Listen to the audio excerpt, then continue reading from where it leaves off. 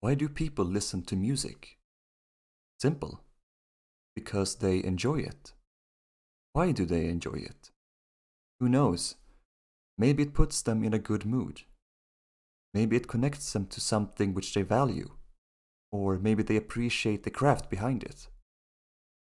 Whatever the reason may be, it does not strike us as strange that they choose to have it in their lives, at least when it is some sort of positive expression. But there is a lot of music which has the opposite quality, and then it is not so obvious why we choose to engage with it. Whenever there has been a period in my life where I listened to a lot of music, it very often has this negative quality, defined extremely broadly. I've never fully understood why this is. The pursuit of states of joy, excitement, satisfaction, and happiness seems self-explanatory to us. To then be drawn towards expressions of pain, sadness, anger, or despair, on the other hand, is a much more confusing motivation. Trying to understand this motivation generates some interesting thoughts, and so I will share them here. My first theory was about the higher truthfulness of negative statements. Like I said, it is reasonable to believe that people desire positive emotions and to avoid negative emotions. So, when there's a happy song playing, should we not be a little suspicious? Isn't there a bias in all positive emotions? Does it come from the desire to express genuine happiness, or from the desire to make oneself appear happy? How can we be sure they aren't twisting the truth? But what bias can there be in negative music?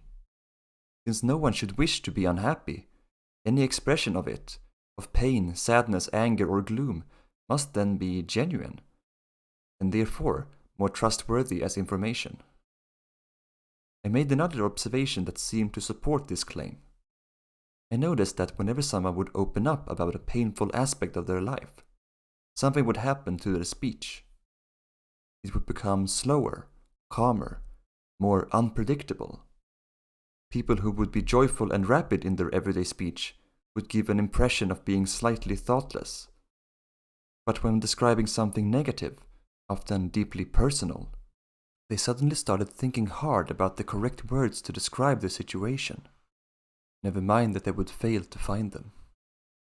Could it really be that whenever someone is committed to expressing their negative emotions, they become immune to all effects of self-deception? Not likely. The expression of pain can also be a way of manipulating others for sympathy, for personal gain, perhaps as a way of avoiding responsibility. You can also imagine someone deceiving oneself of one's own pain by the use of a more preferable pain. It does not even have to be lesser. In fact, telling oneself an exaggerated version of the utter hopelessness of one's situation, this could provide a sense of calm. By invoking that all is doomed, there is no longer any responsibility on your part, and you may feel some relief over this fact. Alternatively, you could be convinced that absolutely everything is your fault, just to sustain the belief that at least it is possible to fix all your problems, that you are ultimately in control. 2. If you have a desire to listen to negative music, this could mean that you carry something painful which needs to heal. People tend to be choosy when to share their most negative thoughts, and we often describe it as being vulnerable. If they cannot open up by themselves, then music can be a useful tool. It unlocks feelings which we could not access by ourselves, and starts the healing process of grief. But my definition of negative music is not limited to songs which would simply make us cry, or reach catharsis. What kind of healing would we get by listening to something that is just depressing? For the artist, it still fulfills some function, but instead of healing, it is more accurately described as dealing with pain. Not being able to express what we feel can be painful in itself, and so music becomes an outlet.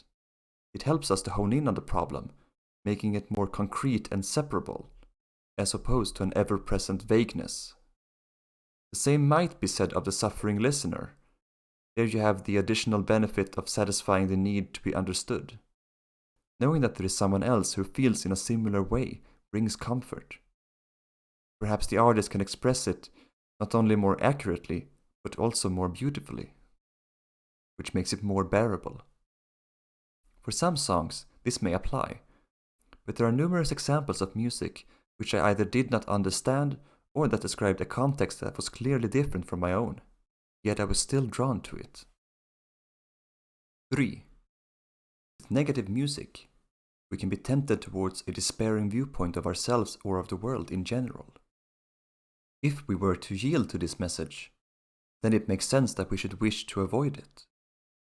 On the other hand, if we feel that we might resist it, then the effect could be the complete opposite. The strong person needs the heavy object to feel his strength. So the man who has a positive outlook on life and himself may feel a satisfaction in resisting this message of despair, and use it to measure his commitment to life. 4. I can vaguely remember listening to songs in English before I understood the language. Being a kid, my imagination was allowed to really take off with these songs. I could project onto the singer a profound emotional state, speaking like the true narrative voice of the world. Of course, as soon as I began to understand the language, I would see things differently. The key thing is not that it was a foreign language per se, although this can help, but that the message of the song was unclear. Couldn't you say that a lack of clarity is inherent to a lot of negative music? There would be 2 reasons for this. First, pain is something we wish to avoid. One way of doing so is to hide it away, to suppress it. We may not wish to confront it fully or expose the very exact source of this pain, leading to a vagueness when expressed in music. Second, it is not always easy to know what the reason is behind our suffering. Confusion itself may be the source. This lack of clarity allows negative music to make use of that power of mystery and imagination, which makes it seem more interesting and profound. 5. It has been observed that humans tend to weigh risk of bad outcomes more heavily than chances of good outcomes. This makes sense, as you could die, but there is no permanent positive state to counterbalance this event.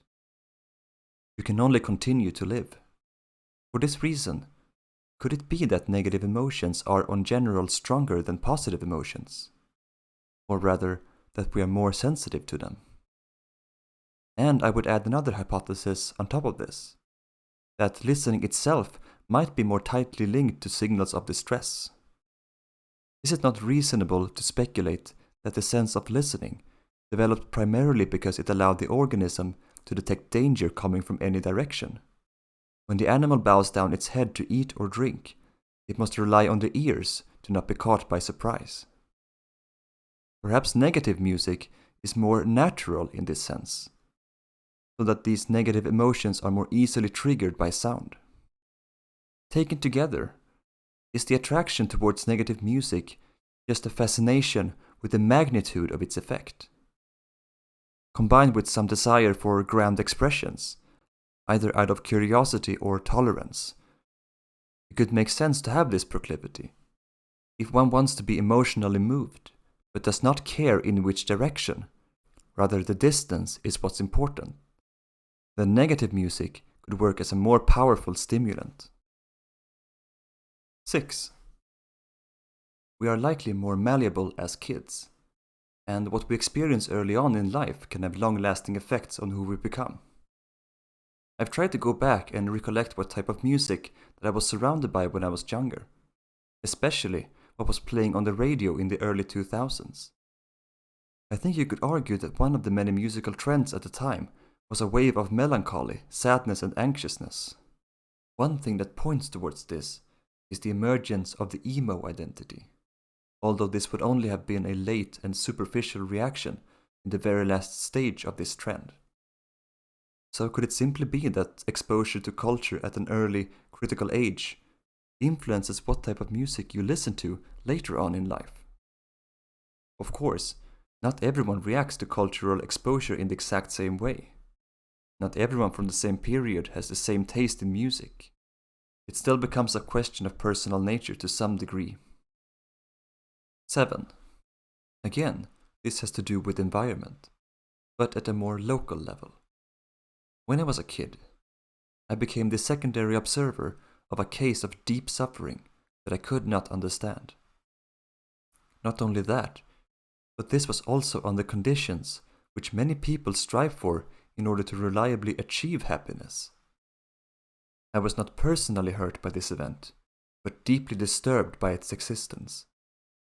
But if I could not understand the reason behind this suffering, how would I adapt to it? The only conclusion I could draw from this was that one day I may be attacked by my own mind. The development of this attraction to negative music may be a response to this event in two related ways. Firstly, it could be motivated by the drive of problem solving, searching through the literature on people's negative emotions and trying to extract a sufficient understanding of it in order to fill this crucial knowledge gap and be prepared for the future. Secondly, this could be the result of that initial fear, which has now become hyper-alert to anything which fits the description, never keeping its eyes off that dangerous, mysterious target to never be caught by surprise. 8. As a teenager, I was active in many social activities arranged by the local church. Whatever we were doing, it was common to end the evening with a ceremony. This would include some short story, together with a few words to reflect upon. In this setting, there would be some calming music. I don't think all songs were sad necessarily. They just put you in a very gloomy mood. But it helped your mind to focus on that in life which needed some improvement. It induced a state of reflection. If we think of a storyline in a movie, it is common that the main character undergoes some reflective montage. Something in his life is not working out, and with that there is pain. And then there is the breaking point, where he realizes that change is needed. I'm thinking, could there also be a kind of reverse relationship here? When we are pushed to the place where we feel that the current state of our life is terrible, this may also be where the most radical transformation can take place. Maybe change is inherently painful. If that is the case, could you maintain a constant capacity for change by voluntarily seeking out pain?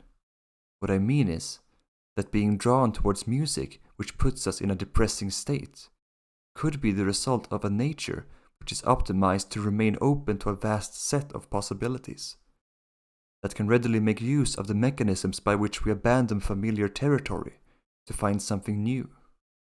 This nature then maintains itself by seeking out the emotional equivalent of a real-world state in which you would be forced to transform your life.